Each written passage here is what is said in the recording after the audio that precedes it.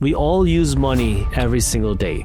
And unfortunately, we're never really taught how money works. Banks profit when you are in debt. The more you spend through debt, the more the bank makes. Go to school, get good grades, get a good high-paying job. You miss out on a lot of financial education opportunities. There are two ways that you can become a millionaire. The first way is you can earn your way to $1 million. Number two is you can accumulate your way to $1 million. If you follow what the majority of people do, in 80 to 90% of situations, you're probably doing something wrong. The majority of people are broke. The majority of people have zero to no investments. The majority of people do not like their job. Now, a lot of people get angry and they say, oh my God, everything is evil. Banks are evil. Corporations are evil. The government's evil.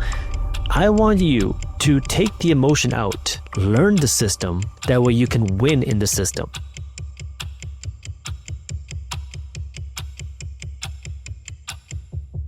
Jaspreet, if someone has just hit play on this episode, what can you teach them about money?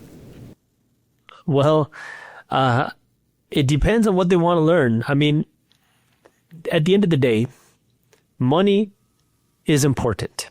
We all use money every single day. And unfortunately, we're never really taught how money works. We go to school to get a good job, to ultimately make money, but there's a disconnect there because we're taught how to get the job, but we're not taught what to do with the money. And so most of us, myself included, grow up never learning about how investing works, never learning about how building wealth works. And then you wonder why some people become incredibly wealthy while most of everyone else does not. And the difference is not what degree you have. It's not what job you work. It's not necessarily what salary you have or what your parents do. It's what you understand about money. And that disconnect between your formal education and your financial education is what will make or break your wealth.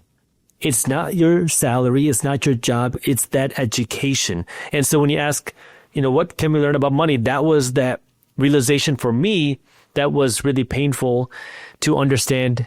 Wow, there's a lot that has to be learned about money.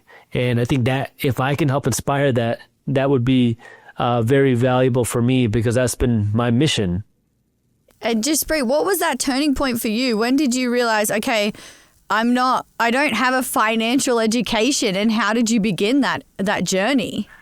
Yeah, so I grew up in a traditional Indian house. My parents are immigrants from a state in India called Punjab. Mm-hmm. And growing up, they told me that essentially, Jaspreet, you need to become a doctor. Mm-hmm. Yeah. And so when I was told I need to become a doctor, I thought there was nothing wrong with that because that's how you become successful. You look at any career pamphlet, they always say doctors are, the number one highest paid earners.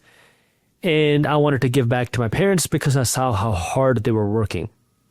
But I always had this entrepreneurial bug. I started working at weddings in middle school and high school, and I started hosting these teen parties.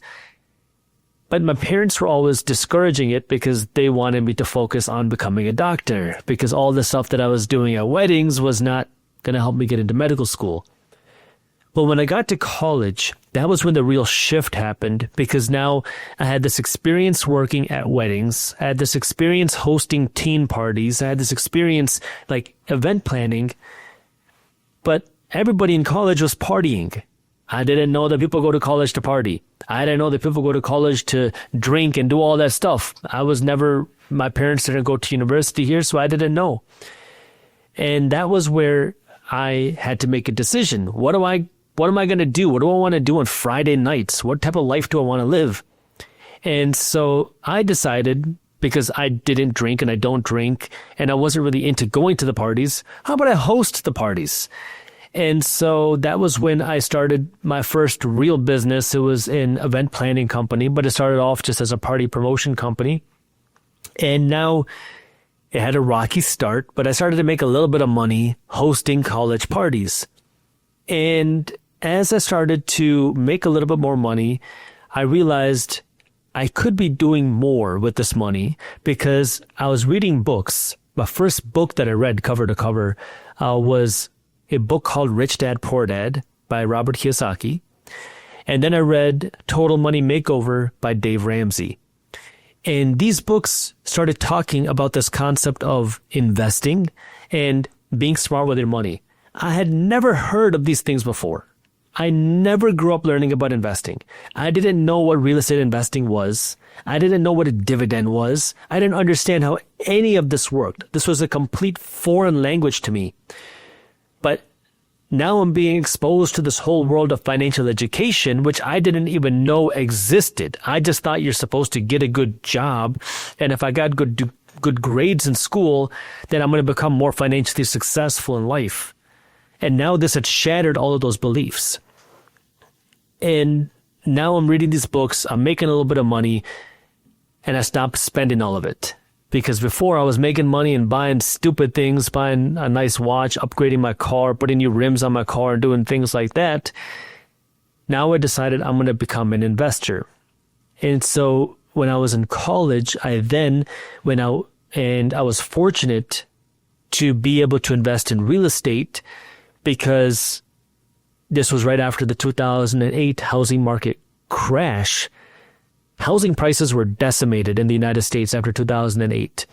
And where I was in Metro Detroit, they were hit extremely hard because the big three automakers in our economy were on the verge or have already been bankrupt. So Ford, GM, and Chrysler were the big three automakers, and they were who made up the biggest portion of our economy. GM was bankrupt, Chrysler was bankrupt, Ford was on the verge of bankruptcy. So real estate prices were hit very hard in Metro Detroit, Michigan. And that was where I decided to go out and invest in real estate. My first property I purchased out of foreclosure. It was previously sold for about $150,000. Went through foreclosure. The banks couldn't sell it. They listed it for sale for $8,400. I made an offer and I was accepted, and I purchased that condo for $8,000. I put in a few $1,000s with the renovations, and I rented it out for $600 a month. And that was that real shift, because now, for the first time, I owned an investment that was making me money. Prior to that, it was me working. I had worked jobs, and I was working on my event planning company. And unless I physically worked, I was not getting paid. Now I owned an investment that was making me money. And because I used my money in a way to bring me money, that was the game changer. Was seeing that financial education, seeing the impact of actually smart financial planning. That was what changed things for me. Jaspreet, this sounds like common sense. When you say it out like this, the way that you said it now, why do you think the education system doesn't make this really clear and really simple from grade 4, 5, or 6? Like, why is there this gap? Well, it's not in their best interest always. Our economic system runs on spending. The more money we spend, the more the economy grows. So if I have $100 in my pocket, it doesn't do anything for the economy if that money stays in my pocket. If I save that money, nothing happens. If I go to Chipotle and I spend all $100, I am now stimulating the economy. But if I go to Chipotle and I spend $200, because now I spent the $100 in my pocket and I put the other $100 on my Amex, well, now I just stimulated the economy even more. So our economic system runs on spending. The more we spend, the more the economy grows. And so a lot of entities are not incentivized to help you be financially smart. Banks profit when you are in debt. The more you spend through debt, the more the bank makes. Corporations profit when you spend your money. If you walk into Gucci or Louis Vuitton or Chipotle or anywhere and you keep the money in your pocket, they don't make money. They make money when you spend money, so they want you to spend your money. Even the government profits when you are financially uneducated. Because the United States government, for example, taxes you differently based off of how you earn your money. If you earn your money as an employee, that money is called ordinary or earned income. If you earn your money as an investor, it's a different category of income. And your investment income is taxed at either lower tax rates or you get bigger tax breaks that you do not get as an employee. Not to mention, if you take a look at the United States balance sheet, which is the assets and liabilities of the United States government, the single largest asset on the United States government's balance sheet is student loans. So we hear this talk about student loans are bad and they're hurting people, but at the same time, those student loans are collateral for the United States government to go out and keep borrowing more money and keep spending more money. So we have to understand how the system works, but we never learned this. Now, a lot of people get angry and they say, oh my God, everything is evil. Banks are evil. Corporations are evil. The government's evil. I want you to take the emotion out, learn the system. That way you can win in the system. Because when you understand this, now you can start to use banks to your advantage. I can use a bank to earn interest on my savings. I can use a bank to borrow money to buy an asset that's going to make me money. I can use corporations to buy nice things because I can afford it now and I can choose what I want to buy. I can use the government's tax system to pay less money in taxes legally because I understand the tax code. And it's not easy to get to that type of thinking, but you have to understand the way money works before you can get there and actually use the system to your advantage. But nobody teaches you this. If you don't grow up with rich parents, if you don't go out and learn it yourself, you're not going to learn it.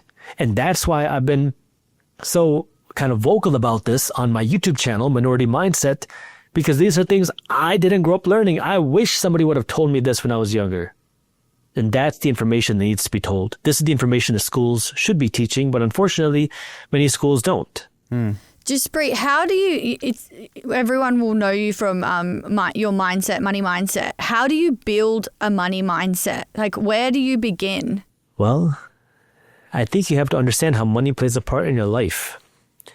Because many of us grew up thinking money's bad, it's taboo, it's evil, we shouldn't talk about money, we shouldn't stress about money, don't worry about money. But at the end of the day, it costs money to eat, it costs money to feed other people. It costs money to go to Disneyland. It costs money to pay for college, it costs money to pay for good health care for your parents. Everything has a price, nothing is free. And so when you understand, look, money is just a thing that you use to buy the things that you want, you can get away from the emotions of money, because many times we hear, oh, if you worry about money, you're going to be a bad person. But at the end of the day, look, we all need to eat. We all need a place to call home. And if you can eliminate that money stress, well, now you can live a much freer life. It doesn't mean you're going to be happy. I mean, you want to be physically fit, mentally fit, spiritually fit, and financially fit. I call this my quadrifit theory. But if you have money and understand money, it at least eliminates the financial stress from your life. That way you can spend more time and energy on how do you become physically fit and mentally fit and spiritually fit as well.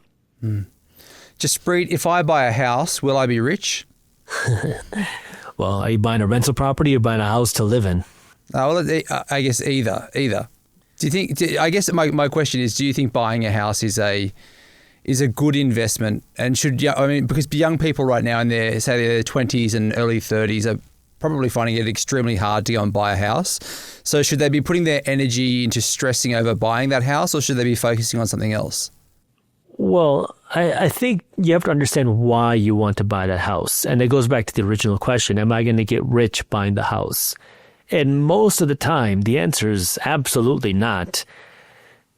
Buying a house is buying a house. And many times we assume or are told or believe that if I buy a house and I pay it off, I'm going to become wealthy. Well, let's just look at the data.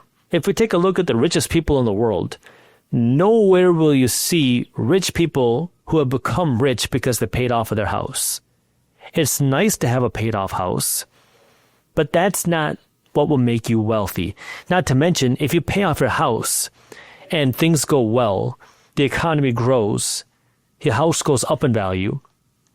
Well, now, not only do you have to still make your property tax payments, but your property taxes get more expensive as your house becomes more valuable. You still have to make your insurance payments And your insurance becomes more expensive if your house becomes more valuable. You still have to pay for the utilities. You still have to pay for the maintenance. If the window breaks, you have to pay for that. All of these expenses to have the house have to come out of your pocket. And so what we've seen happen many times is people will get a house or gift it to them and they think, now I'm wealthy. But now if you can't afford the payments, you have to sell the house. And then what? Now you have to do something with that money. And this is where I want you to think about your house a little bit differently. The way that I talk about it is your house that you live in is a place where you make memories. Treat it like a liability. That means don't treat it like an investment. Make sure you can afford it. Afford the down payment, afford the monthly payment, afford the moving costs. If you can do that, by all means, go out and buy a house. It's great to have a house. It's even better to have a house without a mortgage payment. But the house is not what's going to make you rich. Your investments are what's going to make you wealthy. What are those investments? Well, it could be in stocks. It could be real estate, rental properties that you're buying to rent out to other people. It could be businesses. There's a lot of different ways you can invest your money. But the whole idea is I want people to own investments that pay them. That way you can live your life financially free instead of just spending your money into this thing that you hope will make you rich. Yeah, it sounds like when you look to buy a home, like we're told our whole lives, oh, it's the dream, right? Even here in Australia, it's the dream to own your own house.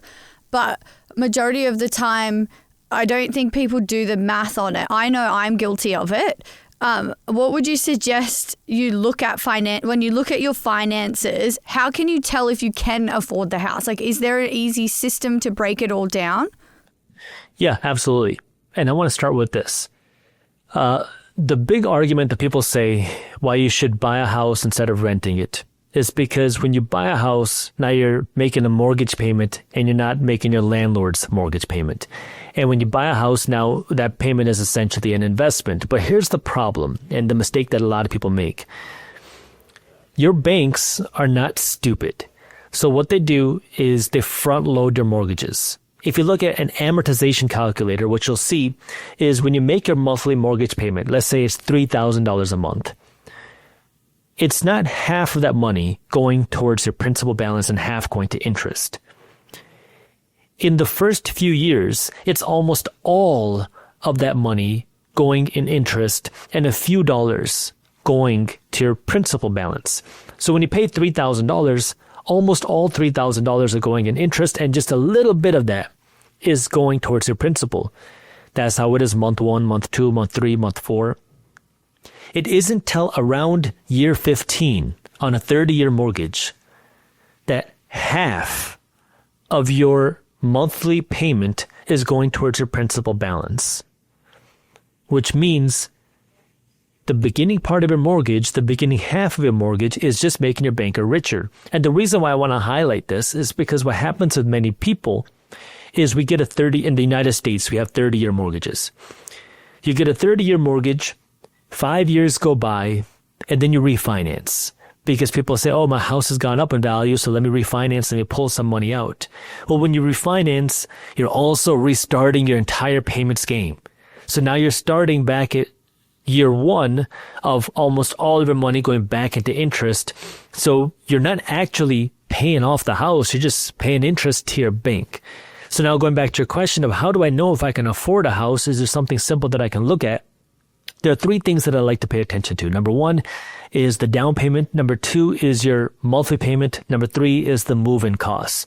When I take a look at the down payment, very simply, I want to have at least 20% down to buy the house. So if you want to buy, call it a $300,000 house, you want to be able to put down at least $60,000, 20% as a minimum. The next thing is the monthly cost. Now, every bank is going to have their own rule as to how much you can qualify for your monthly payment. But the thing about that is your bank is not your financial advisor. Your bank is in the business of making money, but making money for the bank, not for you. And the way it works is that your lender is paid on commission. The bigger the mortgage they sell you, the bigger their commission check is. Now, I say that just for you to understand. So they're incentivized for you to take out a bigger loan. You want to take out a loan that you can afford. That's why I don't like to follow the bank's rules. So what I like to do is follow a very simple 75-15-10 plan as a basic rule of thumb to start, which says for every dollar that I earn, 75 cents is the maximum that I can spend, 15 cents is the minimum that I invest, 10 cents is the minimum that I save. So if I know what my income is, I take 75% of that, and now I have to see how much money do I have available to allocate towards my mortgage. So now I'll take a look at all my expenses. How much money am I spending on food? Do I have a car payment? Hopefully not. How much money am I spending on all of my other expenses? And see how much money is left to be able to allocate towards my mortgage. As long as my expenses stay within 75% of my net income, I'm okay. Because that means I still have money to save, I still have money to invest. Period. I always want to have money to save and have money to invest no matter what's happening. The third part is the move-in costs. And I think a lot of people overlook this, but I want to make sure I highlight this. Yeah, I would never have picked that to be something that you factor in when you're looking to buy a house. So my wife and I just bought a house. And when we bought the house, my wife said, "Oh, it's such a beautiful house." The next thing you know, my wife says, "I want to tear down this wall in the kitchen. I want to extend the kitchen over here. I want to finish the basement. We need to build out the patio like this. And we want to extend the living room and build a new fireplace wall in the living room." Now, all of a sudden, the house is beautiful, but in order for us to move in, there's a lot of expenses. Not to mention, oh, you know what? We're going to paint the basement this color. We need to have a sofa this color. We need a different TV for this. And so when you move into a house, naturally, there may be renovations you may want to get done. There may also be new furniture you want to purchase. And you have to pay, if you're going to have movers, move your stuff from one place to the other. And we forget about that. And I want you, as a potential home buyer, to remember that you also have to pay to get into the house. Factor that in. Make sure you have the money for those things. Jaspreet, when you decided to not be a doctor and go off on your own and do your own thing and invest in yourself, I imagine that would have been a really tough conversation for you to have with your parents. And I think a lot of people that would be listening or watching this episode, that would be something that rolls around in their mind of, how do I actually have that conversation with these people that I love? I want to tell them that I want to go down a different path. How did you navigate that in your family? Well, my parents were very strict. That they told me that, Jaspreet, you can either be a doctor or you can be a failure. Those were the two options that they gave me when I was young. That's a lot of pressure. It was a little bit of pressure. And so when I realized that being a doctor, I was doing it for the wrong reasons, I knew I had to tell my parents. And they, like you said, were not happy. They were furious. I mean, I can't think of a better word for it, but they were extremely angry and upset and shocked, to the point where it probably took my mom about 1.5 years to believe that I wasn't going to be a doctor. And my dad essentially gave me an ultimatum. He said, "Jaspreet, if you want to keep any pride in the family, you have to at least go out and become an attorney." So I said, okay, I could do that. I've been in school my whole life. What's a few more years? And the nice thing about law school is, number one, every business person needs to understand the law to some extent or use an attorney. There's a lot of overlap between business and law. And number two, I could go to law school part-time, which meant I could work on my business full-time. So that's what I did. I went to law school. I was very fortunate to get some very, very, very nice scholarships. And I went to law school part-time while working on my business full-time. And I graduated law school, passed the bar exam, and I never worked a day as an attorney because I was fortunate to see enough success with my investments and my business that I didn't have to. Wow, that's pretty cool. It's great that you've got that degree, though, up your sleeve, because it's like you said, if there's a nice crossover between business and law, how would you, I think if somebody is interested in learning about that, would you recommend that they go in and become an attorney as well, or learn how it works so that they can better their business? Has it benefited you? Yeah, I would say it has benefited me. Absolutely. I learned a lot from it. Would I recommend anybody else do it?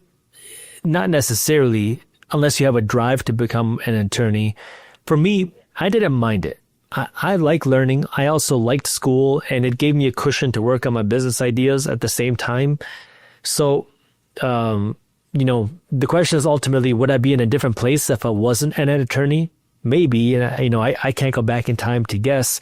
But at the end of the day, I think you just have to know what you want and work towards it. Because sometimes when we get caught up in the actual game of working a job, we feel stuck. I think Kevin O'Leary says a salary is like a drug, because once you start receiving the salary, it's hard to leave that salary. And so I was fortunate to never actually enter the real corporate world and feel the need to leave it. I've never worked a real corporate job. I applied, but I never actually did. And for me, law school was that ability to, number one, learn, but also, honestly, just the time to build. That was the most valuable thing for me. Yeah, I guess when you're in a corporate job, you don't really have that, you've got that safety net, so you don't get those opportunities to fail as much as what you will if you go out and do your own business. So what are some of the key lessons that you've learned from some of your failures in the past?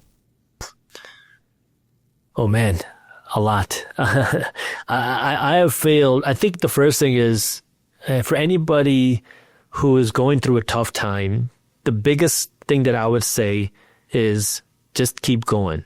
Because I have failed more times than I can count in so many ways. And without those failures, I wouldn't be anywhere near where I am. When I was in college, I started that party promotion company that I talked to you about.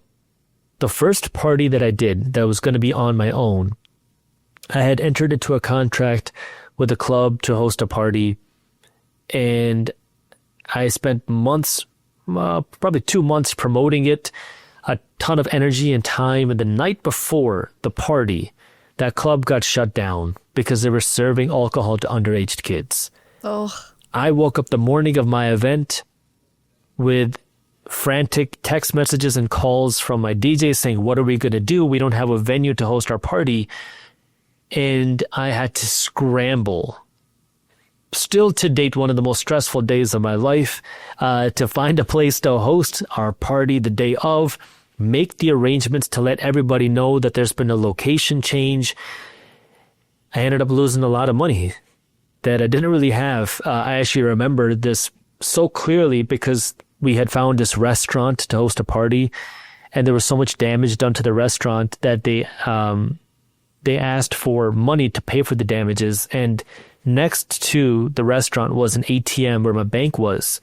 And I went to the ATM and essentially emptied out my bank account and gave them whatever money I had. I think they asked for like $2,000. I had like 400 some bucks in my bank. I said, here's $400. That's all that I have. And they said, well, take it, never come back. And that was a very rough start. But if I had stopped, I would have never seen any more success in that. And yes, it was extremely difficult, very tough, but it forces you to be creative. I had so many screw-ups in real estate. When I bought my first rental property, I hired a property manager that wasn't a licensed property manager. I didn't let them find the tenant. I placed the tenant. They were the first person that responded to my advertisement about the property, and they were a nightmare tenant. It caused so many issues to the point where the tenant sued me because they claimed that the bathtub was too slippery when the water was on, so the tenant slipped and fell. Well, during the lawsuit, we found out that the tenants actually slipped and fell at a friend's barbecue, and they were trying to come after a quote-unquote rich landlord, when in reality I was just a college kid at the time. But that was a pretty big life lesson. My third real estate deal was the worst real estate deal that I ever did, because I purchased this property off of a recommendation from my contractor, who told me that we could put in a few $1,000s of work. I don't even have to get the property inspected, that this property is going to be a quick flip. We'll be able to make a lot of money. Turns out the contractor was in just financial stress, so he just wanted me to write him a check so he could do some work. I wrote him a check and I never heard from him again. And now I was left with this property that I had lost money on for the contractor, but then later found out this property was a ticking time bomb because everything you could imagine was wrong with the property, to the point where somebody who was previously living in the property had dumped cement down the main drain, that there was no water leaving the property. And the city required us to lift the property higher in order to make it livable. I don't know why, but that's what they required us to do. I had spent more money in renovations on this property than I did to purchase the property, and that still, to date, is the only property I ever lost money on. So I made a ton of mistakes with that. Even in business, I mean, the business Briefs Media. So right now, a lot of people know me for Minority Mindset, but my main business is actually Briefs Media. We're known for Market Briefs, which is a free financial newsletter where we break down what's happening in things like the economy, housing, stocks, crypto, and the global markets. But even when I was building Briefs Media, my initial idea was, let's build a blog. And at this time, now I had seen a lot more financial success. And I say this just to show that, you know, even as you grow, the mistakes don't stop. They just get bigger. So now I had kind of allocated my time into a lot of different things. And I said, okay, let's just build out this blog for Minority Mindset or whatever it was going to be. I don't have the time to worry about it. I'm focused on a bunch of other things. So I hired one of the top blog consultants. We hired a staff of writers to build out this blog.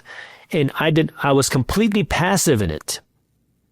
I spent about $500,000 over the course of 2 years and realized that the money went completely down the drain. And we had made around $3,000 off of the $500,000 investment. So once I realized this, I realized how stupid I was. I shut it down, called it a loss, and then we repivoted. And that was when Market Briefs was born. And Market Briefs is now a lot more successful. All to say, I have screwed up a ton. I have made a lot of mistakes. But it sounds like you've built success off those failures because of the learnings that you received. I have a hard head. I think that's my advantage. I'm stubborn. I love it. And so, you know, you're going to screw up. Hopefully not as much as me, but everybody's going to screw up. You're going to make mistakes. Sometimes they're going to sting. Sometimes they're going to burn. And sometimes they're going to cost a lot of money. But it's a part of the process. Nobody gets to where they want to go without making mistakes. You just got to keep getting back up. Jaspreet, I love this time that we're in right now where people like yourself can create content and then get it out to people, and they can go and invest in themselves and go and listen to these podcasts and get this education for themselves. What was the decision for you to jump into content? What inspired you to want to get into the space of blogging and obviously building the money mindset? What was the decision around that? It was a different mistake. So I was actually building an e-commerce company. I was building a water-resistant athletic sock. And when I went to launch this, I was approached by a marketing company who had promised me a lot of big things, and I paid them around $3,500, which was my marketing budget at the time.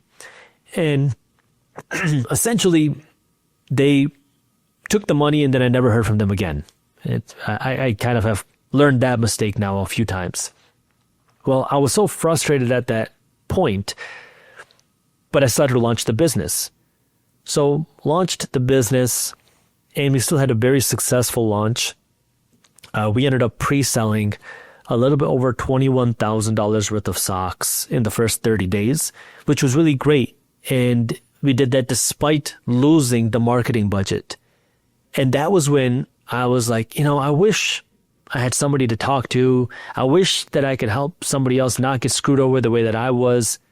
So then I put out a class on Udemy called How to Launch a Business Without Getting Screwed Over. And I think I charged like $7 for it because I just wanted to not see other people go through the same scams that I went through.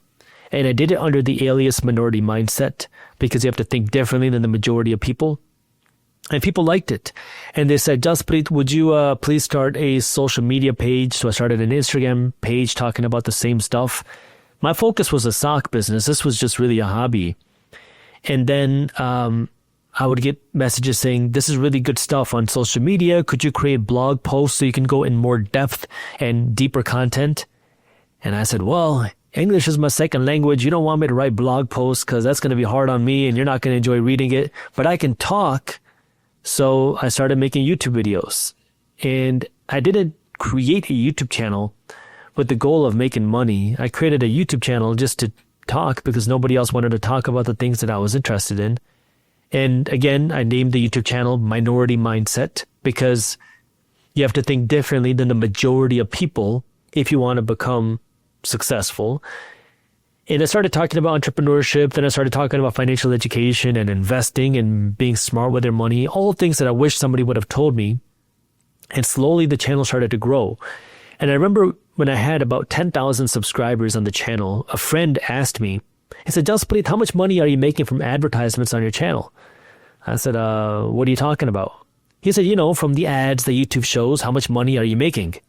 I said, I don't know what you're talking about. He goes into my YouTube platform, and this is before YouTube had any requirements to monetize their channel. Anybody could monetize any channel with any number of views. And he looks at my back end and he goes, Jaspreet, if you click this button, you could turn on advertisements on your channel and you can start making money from these videos. And I go, oh, I didn't know that you could do that. And so I say that just to kind of explain, I didn't start the channel to make money. I did it just because I wanted to talk about the things I wish somebody would have told me. And it took a while before I got my first YouTube check. I got my first YouTube check almost a year and a half into me making YouTube videos. And bear in mind, I'm a licensed attorney, so, attorneys can make a decent salary. But after about a year and a half of me making YouTube videos, I made about $440. So it wasn't a fast route to success. It was a hobby. It was something that I just did for fun. And then eventually the channel started to grow. It took me about a year and a half to get my first 30,000 subscribers. And then 1 month later, I had 100,000 subscribers. So once my channel went viral, it just went viral from there. And then that was when I started to see more success here, and I really enjoyed it. And I wanted to continue that financial education. That was when I realized, okay, if I want to build a business in this space, I started building Briefs Media as a financial media company, which was initially promoted through my YouTube channel, Minority Mindset. So Minority Mindset is my hobby. My main business is Briefs Media.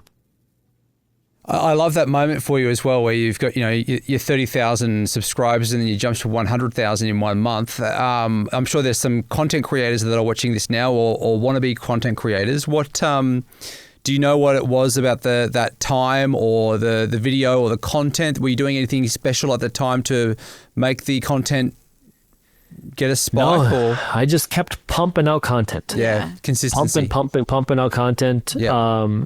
Things that I thought were valuable. And eventually YouTube discovered me and they said, this is a decent video, let's share this one. And once that video started to be shared, people started to subscribe.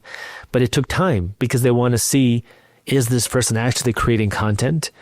And they wanted to, they put you through the ringer. It's not hard. It's not easy to get found. It's not easy to create content.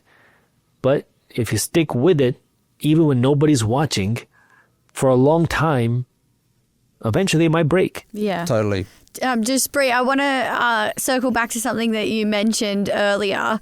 You brought up cryptocurrencies. I don't understand it very well. I think a lot of people don't. But is it a good investment, and how would you best explain it to someone who doesn't understand it the best? Well, let me start with this. If you don't understand it, do not buy it. Do not even think about buying it. Only buy or invest in something you understand and focus on that. I consider cryptocurrency a very speculative investment. And so when I invest in it, I treat it as such. It's a very small piece of my portfolio because I understand that it can go down to zero. Could it go up very fast? Absolutely. But it's extremely speculative, and I don't treat it like a traditional investment like real estate or stocks or a business. So that's the first thing. Do I believe in it? Absolutely. That's why I put money in it. I'm not going to put money into something that I don't believe in, but I know it's risky. Now, when you ask, to explain what it is, well, the whole idea behind some of the cryptocurrencies is a decentralized currency to kind of protect you or your money from inflation. We know how inflation has impacted the value of our currencies over the last few years post-pandemic, but that's been happening for decades. The whole idea with something like Bitcoin is, well, you can't print more Bitcoin. At least that's what we think. But I'm going to say this again. It's extremely speculative. If you don't understand it, don't buy it. If you are interested in it, think about it, look into it, research it, and understand that it's very risky. It can go up, but it can also go down. We actually asked Simon Squibb, who was on the podcast a while ago, to explain Bitcoin in the simplest terms possible. Can you do that for us as well, just so that we can get your vibe on how you would describe Bitcoin to somebody who has never heard of it before? From my understanding, it's a decentralized currency. That's the goal. And that means it's a place for you to store money, and one Bitcoin is the same in the United States as it is in Australia, as it is in India, as it is anywhere else in the world. $1 is different in the United States versus Australia versus India versus the rest of the world. Me transferring dollars is very different than me transferring Bitcoin. For me to transfer $1,000 to you can be difficult. I have to go through a lot of processes, a lot of gateways. If I wanted to send you one Bitcoin, it's much easier, can be much quicker, especially when you look at some of the other cryptocurrencies. And there's a lot of other things that can be built on the blockchain if you get beyond just Bitcoin, which allow you to do different types of business on the backs of the cryptocurrencies. So, there's a lot that goes into it, but it's not something you have to understand. Yeah. Jaspreet, I want to ask you about debt. We hear a lot about, okay, you've got to lose money to make money. Is there such a thing as a good debt? No, I don't think so. I think all debt is bad debt. You can use debt to make money. You can use debt to buy a rental property. You can use debt to buy a business. But the reason why I say no debt is good debt is because if you use debt to buy a business that's making money, the minute you stop paying that debt, that good debt is going to turn sour very fast. And that's why I want you to treat all debt like bad debt. Now, there are clearly instances where you should absolutely not use debt. Don't use debt to finance your Gucci. Don't use debt to finance your vacation. Yeah. Nowadays, on DoorDash and Instacart, you can use buy now, pay later to finance your McFlurries from McDonald's. Do not do that. Now, if you wanted to use debt in instance to buy a business or grow a business, could you do that? Sure. For the right person, not for everybody. It's still risky. I'm not a huge advocate for debt. I think you can do it strategically.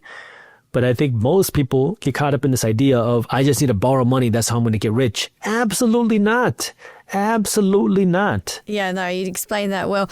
It does concern me how often people use products like Afterpay and like Kalani here in Australia. There's so many apps now that allow you to do the buy now, pay later. Why are they so detrimental to people if they're using them constantly? Yeah, so for buy now, pay later, I call it broke now, poor later. Yeah. The whole idea is you're financing something at quote unquote 0% APR. Well, if you can't afford it with cash, you probably shouldn't be buying it.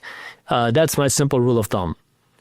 That if I want to buy something, I want to make sure I have the cash to buy it. Not just that, if it's a luxury, I follow the rule of 5, which is if I can't buy 5 of them, I can't afford one of them, period. So it creates this consumer mindset of, oh, you want to buy this purse, you want to buy this watch, and it costs $2,000. You don't have $2,000. Let's break it up into 5 easy payments, 0% interest. Well, if we think about that from a business perspective, if you went into your bank today and said, can I borrow $2,000 at 0% interest? No bank is going to say yes. So how are these companies selling you things at 0% APR? And the reason why is because they know that, number one, if they sell it to you at 0% interest, they're going to sell more stuff. Number two, if they sell it to you at 0% interest, you're probably going to buy even more stuff. You're going to buy an accessory to go along with it because you don't feel the financial pain of buying it. And number three, they also know that many of you who finance it are not going to pay it off in time. So they're also going to get the huge interest, the huge late fees on the back end of it. And that's why 0% APR, buy now, pay later, broke now, poor later, is so profitable for these companies, even though it feels like they're giving you free money. That's not what's happening. Yeah. Why is it when I found this in my life, when I had less money, I spent more, and then when I gained more money, I saved more, and I was more protective of my money the more money that I earned. So why do we do that? Well, we don't want anybody to know that we don't have any money. When you don't have money, you want to look like you're rich. And so now you want to drive around in the nice car, wear the nice clothes, have the certain persona to show, hey, look, I'm not broke. I have money. Just take a look at me. Look at what I'm wearing. Look at what I'm doing. When you have the money, now you start to build a little bit more confidence. And you say, man, I don't care if people think I'm broke or not. I have money in the bank. So I'm going to be smarter with my money because I don't want to lose it now. And I think it's that a little bit of confidence, which some people get, other people don't. And it's a big driver of what's going to ultimately be your financial success or lack of. Jaspreet, before we let you go, we like to ask all of our guests if they can share an item that means something to them. Maybe it's in the room or maybe you don't have it on you. Do you have an item you'd like to share with us? Well, I have a lot of them. Okay. But one that I would like to highlight is my grandfather passed away a little bit over a year ago, and he was very close with me. And he used to wear a watch, not a fancy watch. It's a very simple watch that he had probably worn for, I can't count how many years. I think he bought the watch for $50 or something. But he always kept it on his wrist. And after he passed away, I took that watch. So I keep that in my room. I wear it sometimes, but that is something special to me. Oh, that's really sweet. That's really nice. Does it still work? No, I don't want to put any new batteries in. I wanted to keep it just how, because when he kept it on, it didn't work either. So I wanted to keep it the same way he had it. That's so sweet. Well, Jaspreet, look, if someone has made it this far into the episode, they have loved every single word that you've had to say. It's a mammoth effort if they've made it this far in. So is there anything that you want to say to that person who's made it this far into the episode? Well, first off, I want to say thank you. Thank you for your time. I know you could be doing a lot of different things and listen to a lot of people. So I appreciate you listening to me, some random guy on the internet. And I want to say to you, good luck. You can do what you want to do. Forget the haters, forget the doubters, screw them. Go do what you want to do, become successful, and make your dreams 10x whatever you want to do. If you want to learn more, again, you can check out my YouTube channel, Minority Mindset, or you can also check out my free newsletter, Market Briefs, briefs.co/market, to start reading our free financial newsletters there as well. And we also have a free investing masterclass that you'll get after you join Market Briefs as well. Jaspreet, thanks so much for joining us today on the podcast. Thank you. Thank you for having me on. It was really a pleasure.